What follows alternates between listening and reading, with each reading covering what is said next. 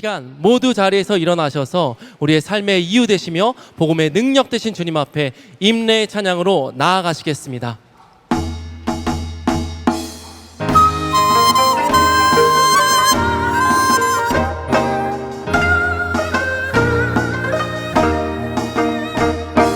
주께서 왕 위에 오르신 나 무서워 숨는 자 그 누구냐 우리의 마음은 춤을 춘다 주께서 왕이시라 정의의 오른팔 높이는 나 두려워 떠는 자 그 누구냐 조가 노래하라 주께서 왕이시라 할렐루야 할렐루야 얼씨구나 좋다 지화자 좋네 주께서 왕이시라 할렐루야 할렐루야 얼씨구나 좋다 지화자 좋네 주께서 왕이시라 주께서 왕이시라 주께서 왕이시라 할렐루야 주님 앞에 영광의 박수를 올려드리겠습니다. 잠시 기도하시겠습니다. 우리의 인생의 한순간도 놓치지 않으시고 함께 하신 주님, 살아있는 모든 순간이 하나님의 은혜입니다. 이 믿음의 고백으로 주님 앞에 나아싸우니 그 간절한 마음을 기억하여 주시옵고 예비하신 하나님의 섭리를 고백하는 시간 되게 하옵소서. 예수님의 이름으로 기도합니다. 예수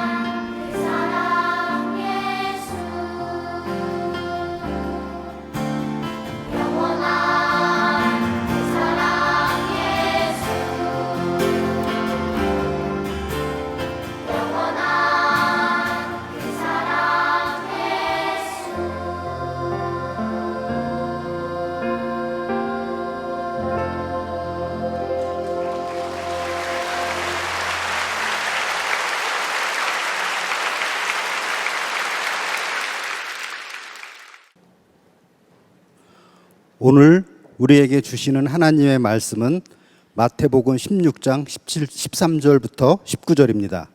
마태복음 16장 13절부터 19절입니다. 예수께서 빌립보 가이사랴 지방에 이르러 제자들에게 물어 이르시되 사람들이 인자를 누구라 하느냐? 이르되 더러는 세례 요한, 더러는 엘리야, 어떤 이는 에레미야나 선지자 중에 하나라 하나이다. 이르시되 너희는 나를 누구라 하느냐? 시몬 베드로가 대답하여 이르되 주는 그리스도시요 살아계신 하나님의 아들이시니이다. 예수께서 대답하여 이르시되 바요나 시몬아 내가 복이 있도다. 이를 내게 알게 한 이는 혈육이 아니요 하늘에 계신 내 아버지시니라. 또 내가 내게 이르노니 너는 베드로라. 내가 이 반석 위에 내 교회를 세우리니 음부의 권세가 이기지 못하리라. 내가 천국 열쇠를 내게 주리니 내가 땅에서 무엇이든지 매면 하늘에서도 매일 것이요 내가 땅에서 무엇이든지 풀면 하늘에서도 풀리리라 하시고. 이는 살아계신 하나님의 말씀입니다. 아멘. 오늘 우리들이 이제 말씀으로 들어갈 주말의 명작 몇 번째 책인지 혹시 아세요? 저도 몰라요. 몇 번째 책인지. 아마 13번째쯤 될 것 같아요. 인도의 길을 걷고 있는 예수라는 책인데 우리들이 도슨트를 통해서 소개를 받고 말씀으로 들어가겠습니다.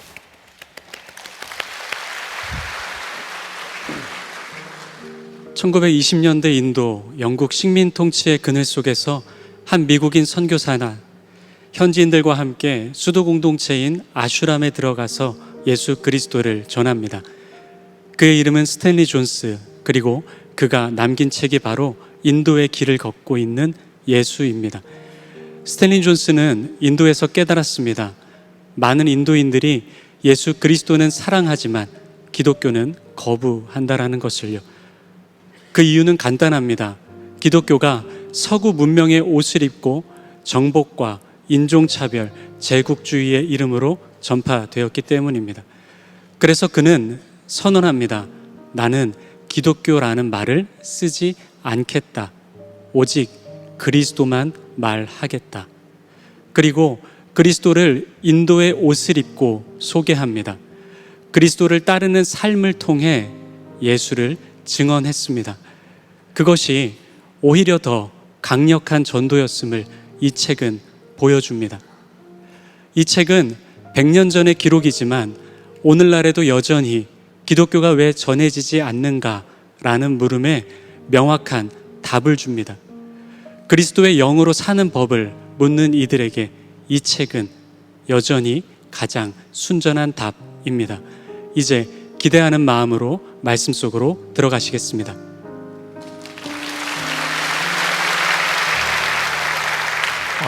제가 여러분들에게 신뢰감을 주기 위해서 제가 솔직하게 이야기를 합니다. 제가 느낀 감정들을 그대로. 지난주에 우리들이 읽었던, 함께 나눴던 책이 뭐죠? 순전한 기독교, C.S. 루이스의 Mere Christianity. 제가 그 책이 쉽다 그랬어요? 어렵다 그랬어요? 어렵다 그랬습니다. 읽기 쉽지 않습니다. 근데 굉장히 좋은 책이라고 이야기를 했고, 오늘 이 책은 우리가 한 24권을 다루는 책 중에 가장 쉽게 읽을 수 있는 책 중에 하나입니다. 그러니까 여러분들이 또 이 말씀을 듣고 소모임을 통해서 북클럽으로 여러분이 한번 도전해 봤으면 좋겠다 하는 그런 책이고요. 이 책을 가지고 제가 말씀을 준비하면서 3가지를 생각했습니다. 첫 번째는 제가 설교하기 가장 쉬운 책이었다. 제가 준비하는데 제일 쉬웠습니다. 두 번째, 가장 불편한 설교가 될 것이다. 아마 여러분들이 이 설교를 듣는 동안 되게 불편함을 느끼는 분들이 많이 있을 겁니다. 그런데 제가 고민을 하고 이 불편한 부분들을 다 이야기하려고 합니다. 그러니까 여러분들이 말씀을 듣다가 불편하면 이건 불편한 설교야 이렇게 생각하고 들으시면 됩니다. 세 번째, 우리들이 말씀을 듣고 우리들의 삶에 직접적으로 적용할 수 있는 적용점이 제일 많은 책이다. 그러니까 여러분들이 이 말씀을 듣고 우리들의 삶에 어떻게 적용해야 될지까지 여러분들이 고민하면 이 책이 굉장히 도움이 될 것 같습니다. 자, 오늘 이 책에서 굉장히 중요한 그런 구분이 되는 2가지의 단어가 있는데 그게 뭐냐면 기독교인 혹은 기독교적인 사람이라는 단어입니다.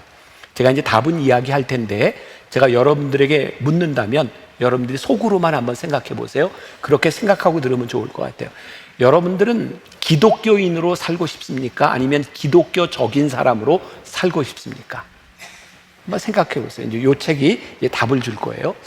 오늘 본문 말씀, 이 본문 말씀은 이 책에 나오는 게 아닙니다. 그런데 이 책을 읽고 설교를 준비하다가 이 본문 말씀이 딱 좋겠다.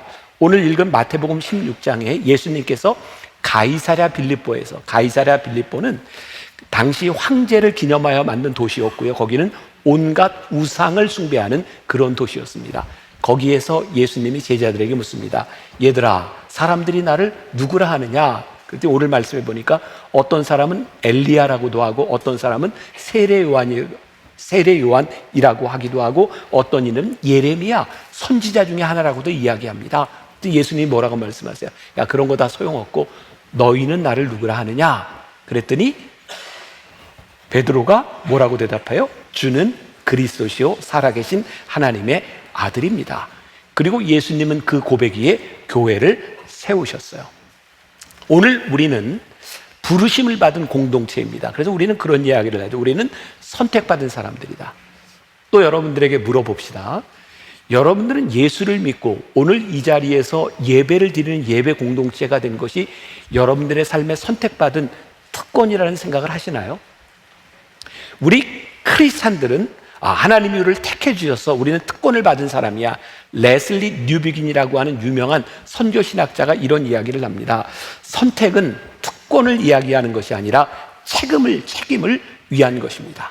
하나님이 우리를 불러주셨다면 오늘 우리들에게 주신 그 책임이 무엇인지를 생각해야 되는 거예요. 자, 오늘 설교를 여러분들이 더 잘 이해하기 위해서 이 책은 선교적인 관점에서 쓰여진 책입니다. 그럼 또 우리들이 의문이 있을 것 같아요. 선교적 관점? 그럼 다른 관점은 뭐지? 자, 여러분들에게 또 물어봅니다. 우리 만나교회는 교회 중심적인 교회인가요? 선교 중심적인 교회인가요?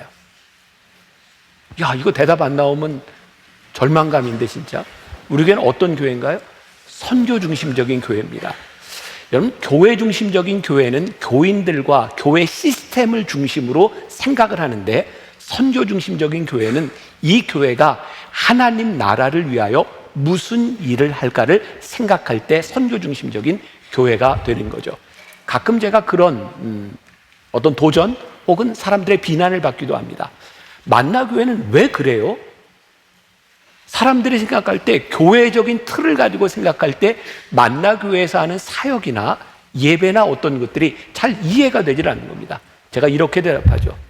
선교 중심적인 생각을 가지고 만나교회를 보세요. 그러면 이해될 수 있는 일들이 많이 있을 겁니다. 선교 중심적인 생각, 저는 주는 그리스도시요 살아계신 하나님의 아들입니다 라고 하는 고백 위에 교회가 세워졌을 때 이 교회의 부르심이 분명할 때 필연적으로 선교 중심적인 그런 관점에서 우리들이 보게 될 것이라는 생각을 합니다. 자, 선교적인 관점이라고 하는 것은 또 어떤 이야기를 하냐면 이 책은 스탠리 존스가 인도에서 선교사로서 사역하며 이 책을 쓴 겁니다.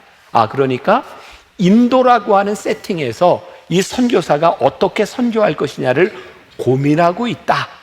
이렇게 생각을 해야 이 책이 또한 이해가 될 수 있는 거죠. 자, 첫 번째 주제, 기독교인과 기독교적인 사람이 되는 것에 대한 구분입니다. 이 책은 좀 쉽습니다. 들어보세요. 만약 당신이 우리 인도 사람 중 한 명을 기독교적으로 사는 사람이라고 부른다면 그는 칭찬을 받았다고 생각할 것입니다.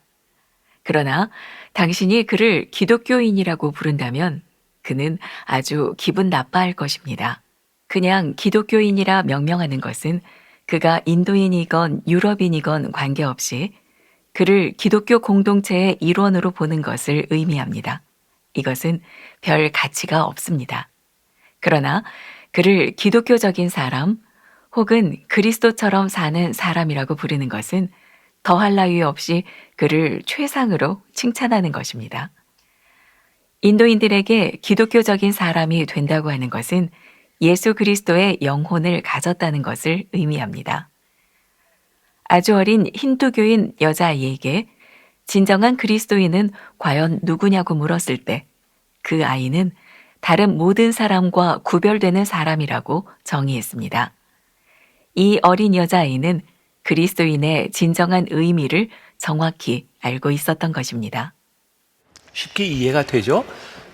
지금 우리의 상황으로 이렇게 말을 하면 이렇게 바꿀 수 있을 거예요. 당신은 교회 다니는 사람입니까? 예수를 믿는 사람입니까? 당시 인도에는 복음을 전하는 서구의 그리스도인들, 유럽 사람들, 특히 영국 사람들이 인도를 식민지로 만들었잖아요.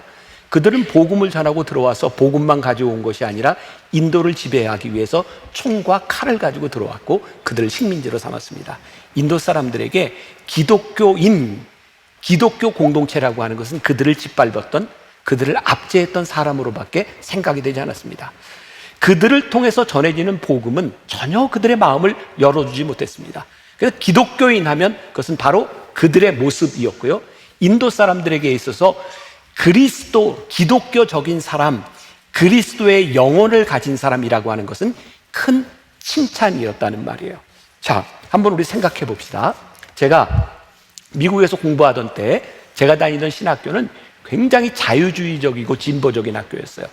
그 당시에 저희 학교의 가장 큰 이슈 가운데 하나는 레이시즘, 우리 그 인종의 차별을 우리들이 어떻게 철폐할 것인가 라고 하는 학교였고요. 이게 얼마나 좋은 일입니까? 우리 인종 차별을 하지 말자는 거였어요. 근데 제가 학교를 다니면서 학교 분위기가 너무 살벌한 거예요.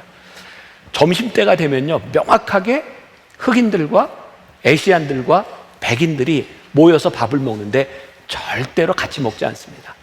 참 신기하더라고요. 복음을 가지고 우리 인종주의를 철폐하자고 하는데 인종주의를 철폐하자는 사람들이 너무나 상대방을 향해 적대적인 시각을 가지고 있었어요. 그럼 미국에서 그런 이야기를 하죠. 인종차별이 가장 심하게 일어나는 때, 그 시간이 언제냐? 주일날 오전 11시. 미국은 극명하게 주일 오전 11시가 되면 백인은 백인 교회로, 흑인은 흑인 교회로, 한국인은 한국인 교회로 갑니다. 교회에서 일어나는 일들입니다. 우리는 이런 일들을 보면서 교회에서 일어나는 일들이 복음적이라고 이야기하지 않습니다. 그것은 그리스도의 영혼을 담았다고 이야기하지 않습니다. 오늘 이 책에서 우리들에게 중요하게 이야기하는 거예요. 정복자의 모습으로 아무리 복음을 전한다고 해도 그 메신저가 복음적인 사람이 되지 아니하면 그 복음은 전파되지 않는다는 거예요. 우리가 흔히 그런 이야기 하잖아요. 우리들이 어떤 말을 하든 그 말이 힘을 갖기 위해서는, 그 메시지가 힘을 갖기 위해서는 메신저가 어떤 사람이냐가 중요하다. 인도에서 복음이 전파되기 위해서 어떤 사람이 복음을 전하느냐, 그리고 어떤 방식으로 복음을 전하느냐는 것은 굉장히 중요한 이야기죠. 이 책에 이런 내용이 나와요. 조만간 우리는 좋은 기독교를 소개하는 것이 가장 좋은 선교 방식이라는 것을 분명히 깨닫게 될 것입니다. 좋은 기독교를 소개하는 것은 아무런 가식 없이 만천하에 예수를 선포하는 방법입니다. 우리가 생각하고 부르는 교회, 이 교회 안에, 기독교 안에 진정한 본질을 우리들이 담고 있는가? 제가 굉장히 불편하지만 우리들의 삶에 적용할 수 있는 부분이라는 이야기를 했어요. 교회에서 일어나는 많은 일들, 교회가 하고 있는 많은 일들 가운데 정말 그리스도를 우리들이 전하고 있는가? 벌써 30여 년 전 제가 저기 임해천 동진상가에서 만난 개척교회를 할 때였어요. 그때 이렇게 길거리를 지나가면 많은 개척교회들이 있었는데 아주 인상적으로, 막 그때 분당에 살았던 분이라면 기억하는 분이 있을지 몰라요. 플래카드에 이런 게 적혀 있었어요. 한 번만 우리 목사님 설교 들어보세요. 그런 플래카드가 걸려 있었어요. 물론 그 목사님을 생각하는 교인들이 그 목사님을 굉장히 좋아하고 설교가 좋다라고 이야기할 수 있을 것 같아요. 근데 저는 그때 그런 생각을 했던 것 같아요. 우리 목사님 설교를 한번 들어보세요. 이게 복음을 전하는 방식인가? 여기 오래된 교인들은 기억할 거예요. 제가 어느 날 설교 시간에, 주일 설교 시간에 제가 판교에 전도 금지령 내린 적이 있습니다. 만나 교인들 절대로 판교 가서 전도하지 마세요. 제가 어느 날 판교에 갔을 때 새로 막 이사 오는 그런 신도시에 사람들이 들어오는데 정말 많은 교회들이 천막을 쳐놓고 사람들을 끌어모으는 거였어요. 호객행위를 하는 거예요. 우리 교회 오세요. 우리 교회 오세요. 예수 믿지 않는 사람들에게 우리는 좋은 복음을 전하고 있는가? 우리는 그들의 눈살을 찌푸리게 하고 있는가? 우리는 복음을 전하고 있는가? 아니면 교회를 선전하고 있는가? 이런 부분들에 대해서 본질적으로 명확하게 우리들이 구분이 되지 않는다면 우리는 복음을 전하는 사람들이 아니라 교회를 다니는 사람의 몸일 수도 있는 거야.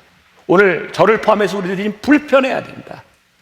우리들에게 복음, 그리스도가 있는가? 아니면 우리는 교회를 가지고 교회를 선전하는 사람들이 되어지고 있는가? 사도 바울이 이런 고민을 했어요. 고린도후서 4장 2절부터 5절까지 말씀 제가 읽어드립니다. 이에 숨은 부끄러움에 일을 버리고 속임으로 행하지 아니하며 하나님의 말씀을 혼잡하게 하지 아니하고 오직 진리를 나타내므로 하나님 앞에서 각 사람의 양심에 대하여 스스로 추천하노라. 우리는 우리를 전파하는 것이 아니라 오직 그리스도 예수의 주 되신 것과 주 예수를 위하여 우리가 너희의 종된 것을 전파하니라.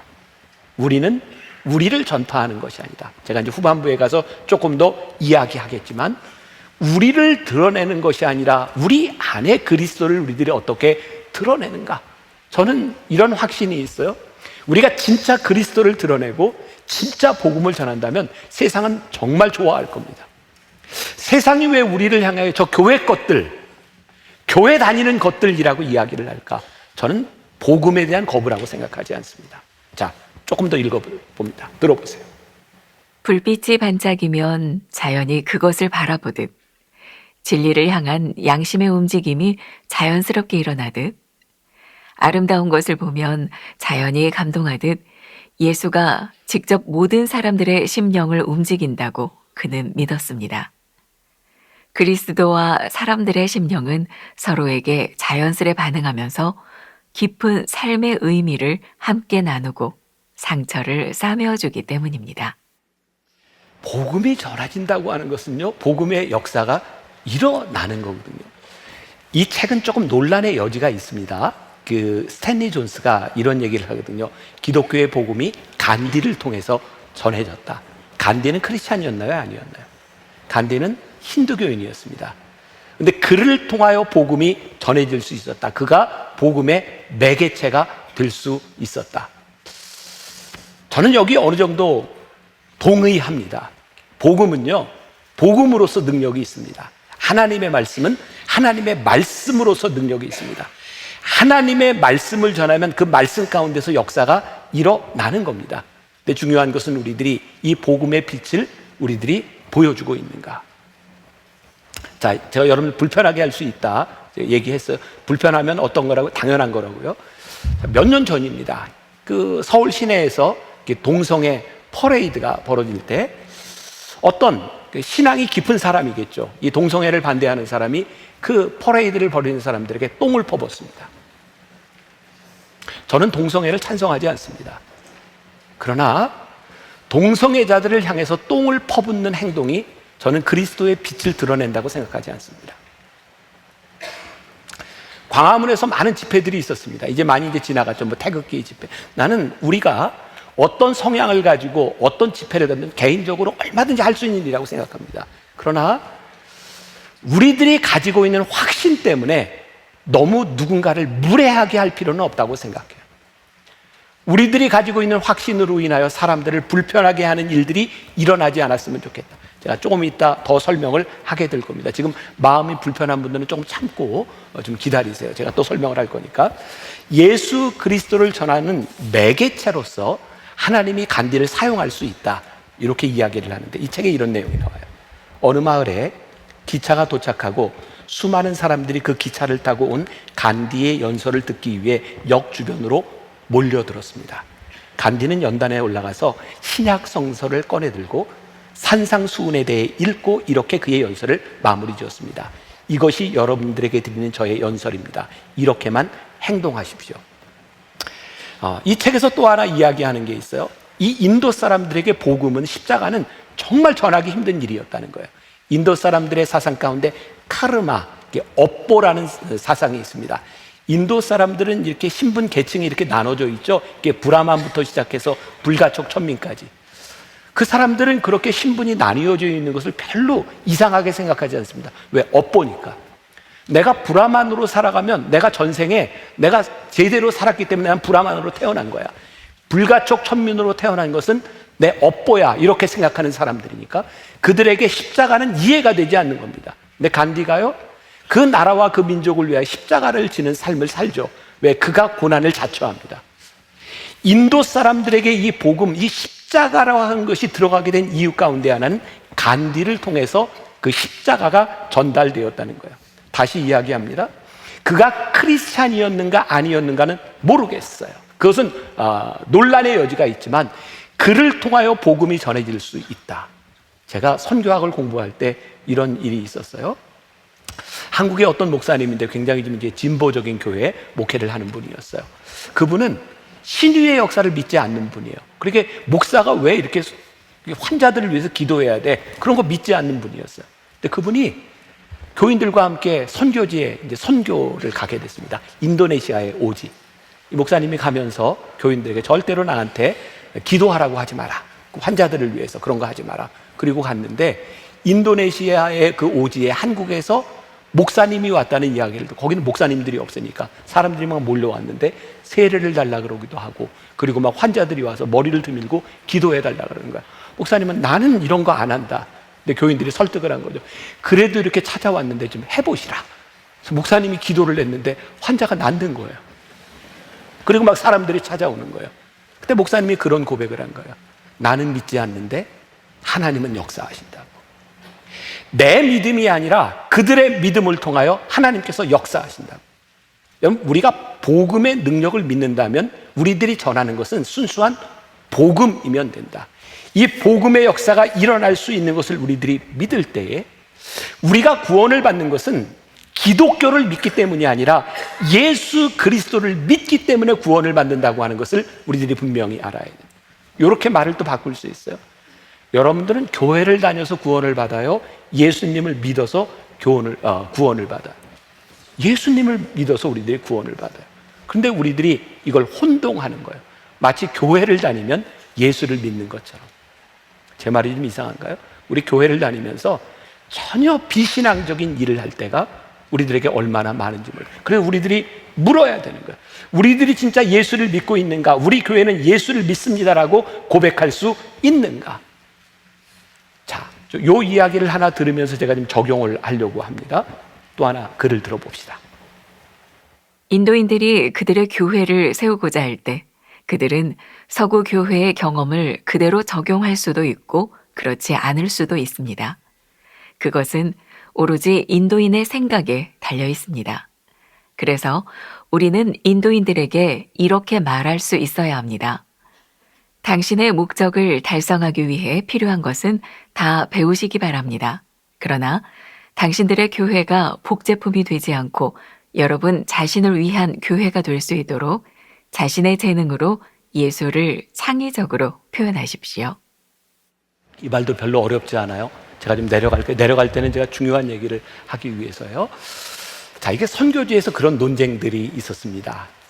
서구 사람들이 복음을 전하는데 인도 사람들이 복음을 이렇게 받아들였을 때 그들이 예배를 드리거나 예수님을 믿는 그런 일들을 서구의 방식으로 자꾸 바꾸어 가려는 일들이 있었고, 스탠리 존슨은 이렇게 얘기해요. 여러분들이 예수님을 믿는다면 여러분들의 방식으로 예수님을 믿으십시오. 자, 오늘 우리 국악팀이 우리 이제 연주를 했어요. 저는 국악팀이 연주하는 게 너무 좋아요. 왜냐하면 저는 한국 사람이라 그런지 이 국악의 연주를 들을 때마다 어떤 한국인의 스피릿 같은 게 느껴지는 게 있어요. 이게 굉장히 좀 거부감을 느끼는 사람도 있습니다. 아니 왜 국악을 가지고 찬양을 해? 왜? 우리들이 생각할 때 찬양은 되게 어떤 악기로 해요? 피아노? 그리고 옛날 그 이전에는 올겐으로. 여러분 그거 아세요? 피아노가 교회에서 쓰이게 된 게 그렇게 오래되지 않습니다. 옛날 교회에서 유일하게 쓰일 수 있던 악기는 올간밖에 없었습니다. 파이프 올간. 왜? 이 피아노는 딴따라 악기로 구분되는 악기였어요. 근데 지금은 너무 당연하게 우리들이 예배를 피아노를 가지고 찬양을 하기도 하죠. 제가 얼마 전입니다. 이름은 되면 알만한 아주 유력한 어떤 분이 저를 앞에 놓고 제가 너무 무례하게 저한테 이야기를 하는 거예요. 왜냐하면 이분은 3대가 예수를 믿는 사람인데 저한테 이렇게 얘기하더라고요. 목사님, 왜 교회에서 밴드가 있고 교회에서 왜 복음성가를 부르고 교회가 그러면 안 되는 거 아닙니까? 나는 오늘날 교회가 망가지는 이유가 그래서 망가진다고 생각합니다. 사람들이 있는데 공적인 저한테 막 그러는 거예요. 제가 지금 인격이 나요. 그래서 그냥 듣고 말았어요. 네, 여러분 우리가 부르는 찬송가 중에 뭐 이것이 나의 간증이요 내 평생에 가는 길 순탄하여, 너무 좋은 찬송가죠. 이 찬송가가 1900년대 초반까지만 해도 찬송가에 못 들어왔어요. 왜? 그건 가스펠로 분류가 됐기 때문에 그래요. 여러분, 우리들이 생각하는 그 본질이 아닌 우리들의 생각들, 그걸 가지고 이것이 복음이라고 착각하지 말고 우리들이 가지고 있는 신앙의 본질이 무엇인지를 생각해 보아라.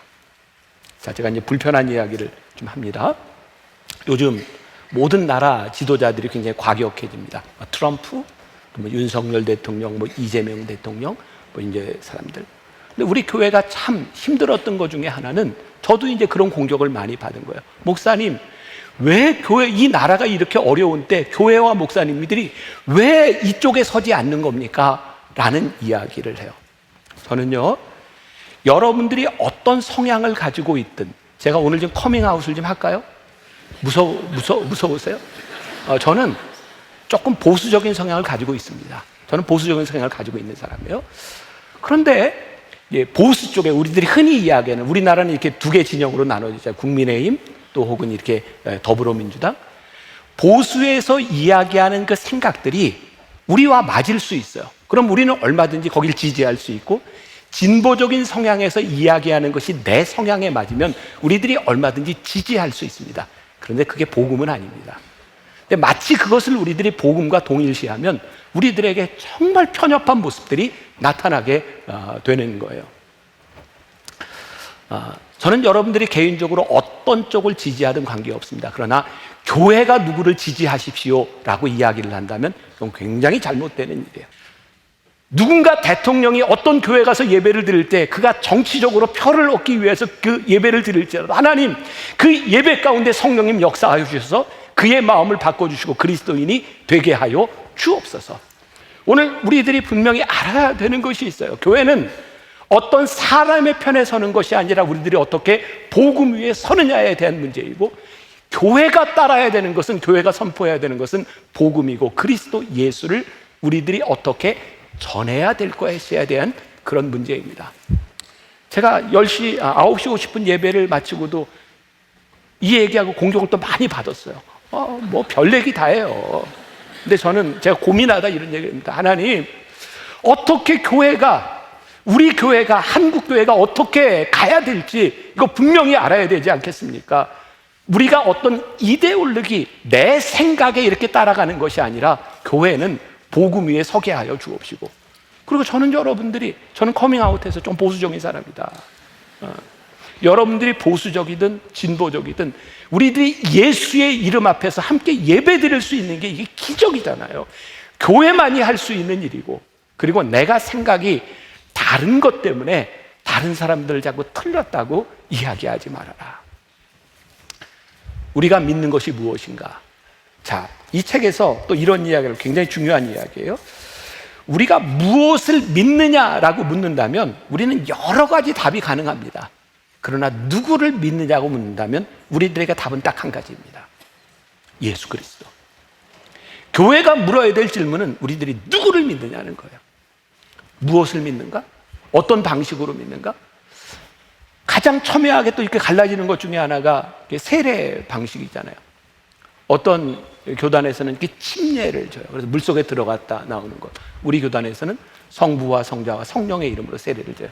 둘 다 누구 이름으로 세례를 줘요? 성부와 성자와 성령의 이름으로. 그런데 너 이렇게 받았으니 물속에 들어가 라고 이야기한다면, 내 방식과 다르기 때문에 이런 방식을 따르라고 이야기한다면 얼마나 편협한 사람들이 되는가. 우리가 선포해야 되는 것은 복음의 아름다움이에요. 우리들이 복음으로 사랑할 수 있고, 복음으로 포용할 수 있고, 복음으로 예수 그리스도를 믿는 공동체 안에서 나와 생각이 다른 사람들과 함께 갈 수 있는 유일한 공동체, 그게 무엇인가? 교회라는 거예요. 그래서 이 서구 교회가 많이 어려웠던 선교지에 가서 자꾸 그들의 방식으로, 그래서 그들은 뭐라고 얘기하냐면 복음의 문을 닫는 거예요. 저건 제국주의, 우월주의. 복음은 예수님께서 인간의 몸을 입고 내려가셔서 우리와 같이 되셨던 것, 그것이 복음인데 우리들이 어떻게 복음을 전해야 될 것인가? 우리가 찬양해야 될 분은 누구? 오직 예수 그리스도. 여러분들은 무엇을 믿습니까? 여러분들 안에서 수없이 많은 대답이 나올 수 있어요. 그러나 우리가 누구를 믿습니까? 야, 이 정도 센스도 안 돼요? 누구를 믿습니까? 예수 그리스도. 예수 그리스도를 믿는 믿음 안에서 선명한 복음이 우리들에게 선포되면 아름다운 복음이 저는 선포될 수 있으리라 믿습니다. 여러분들이 어떤 생각을 가지고 있든 복음 위에 세워져 있으면 괜찮습니다. 우리는 만나교회가 그런 교회가 되었으면 좋겠고, 한국교회가 그런 교회가 되어질 수 있기를 간절히 소원합니다. 우리 예수 이름을 고백합시다. 예수 가장 귀한 그 이름,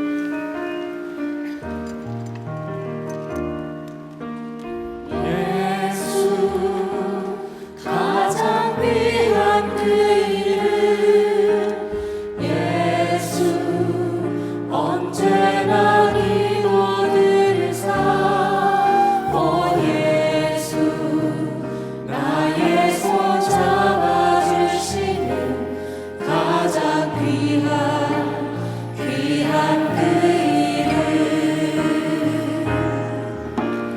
예수 찬양하기 원하네. 예수 처음과 나중 되시니 오 예수 날 위해 고통 당하신 가장 귀한 그 이름. 예수 왕의 왕이 되신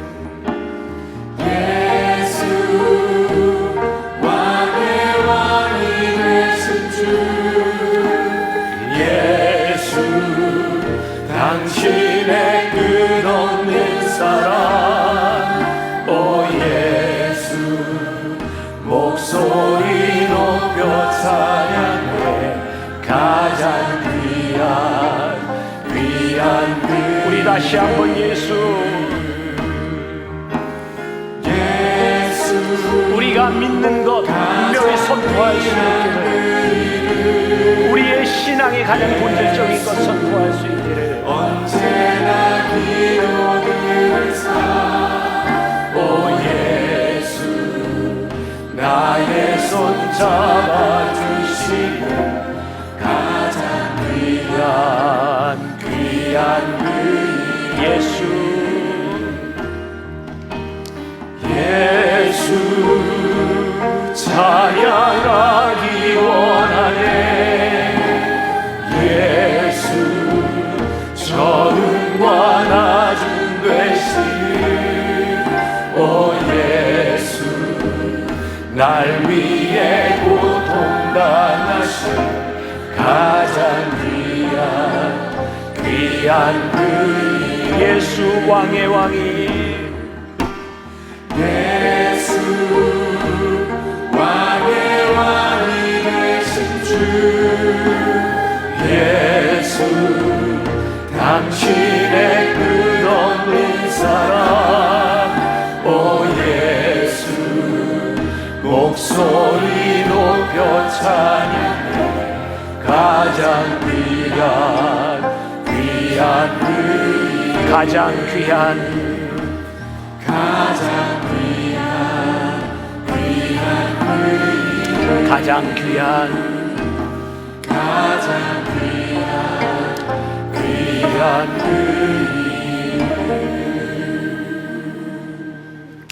하나님, 우리가 착각하고 살 때가 많이 있습니다.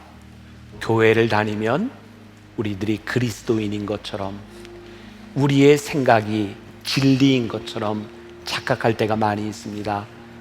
늘 우리의 마음속에 우리가 믿는 분이 누구인지를, 우리들이 선포하는 것이 무엇인지를 생각하고 깨닫게 하여 주시고, 늘 우리들의 마음속에 선명한 복음의 기준이 살아있는 사람들, 이 세상 한가운데서 좋은 복음을 선포할 수 있는 믿음의 사람들로 살아가게 하여 주옵소서. 우리 성도들 이제 예배를 마치면 세상으로 나아갑니다. 이 세상 한가운데서 우리를 바라보며 복음이 무엇인지, 저 사람은 그리스도의 영혼을 가진 사람이야. 저 사람은 구별되는 사람이야. 우리들의 삶을 통해서 드러낼 수 있는 귀한 믿음의 성도들 되게 하여 주옵소서. 지금은 우리 주 예수 그리스도의 은혜와 하나님 아버지의 무한하신 사랑과 성령의 인도하심이 진정한 복음 들고 예수 그리스도를 주로 고백하며 이 세상으로 나가는 당신의 사랑하는 모든 백성들 위해 지금부터 영원까지 함께 하시기를 간절히 축원하옵나이다. 아멘.